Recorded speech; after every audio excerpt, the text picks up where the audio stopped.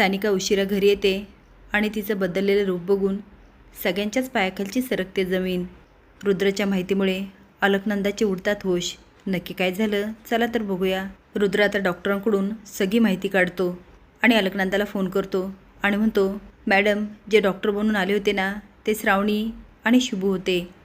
अलकनंदा चांगलीच हादरते आणि म्हणते, ते शुभू आणि श्रावणी होते? रुद्र म्हणतो, हो मॅडम. अलकनंदा म्हणते, तिने मला इथे येऊन मूर्ख बनवलं ना.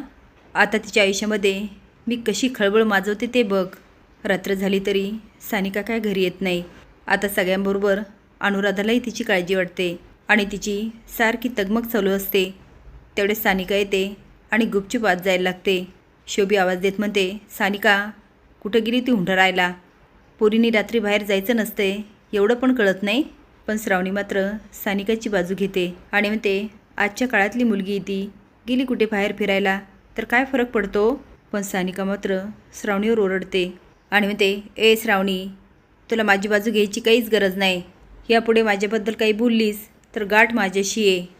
श्रावणीचे बदललेलं रूप बघून शुभू आणि श्रावणी काय, पण शुभीलाही आश्चर्य वाटतं. आता प्रत्येकाचा अंदाज असेल की शुभी श्रावणीला बोलते, म्हणून सानिकाला तिची कीव येते आणि तिला असं वाटतं की माझ्यामुळे श्रावणीला बोलणे बसू नये, म्हणून ती श्रावणीला वाचवण्यासाठी हे सगळं करते.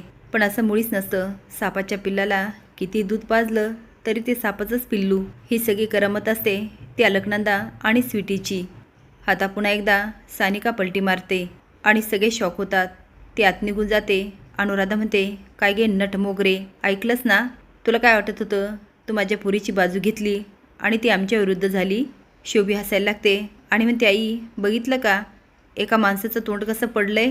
चेहऱ्यावरचे सगळे रंगच उडाले.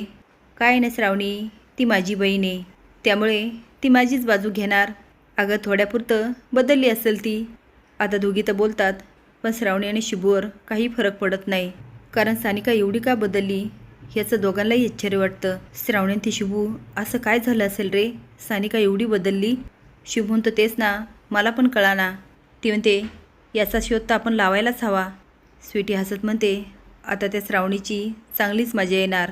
तिला लई वाटत होतं ना तिने सानिकाची बाजू घेतली, आता सानिका बदलली, माझ्या भावाला तिने जेलमध्ये टाकलं.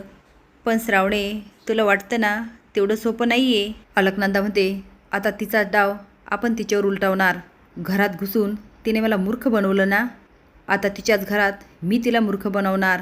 स्वीटी म्हणते, अलकनंदा मॅडम, ती श्रावणी आता विचार करत असणार, ही सानिका एवढी का बदलली आहे.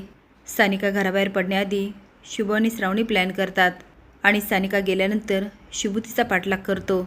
आता तिला कोण भेटतं आणि ती काय करते हे सगळं शुभू शोधत असतो. तुम्हाला काय वाटतं, ह्या सानिकाची चांगलीच जिरवायला हवी का? असेच नवीन अपडेट जाण्यासाठी लाईक आणि सबस्क्राईब करा. धन्यवाद.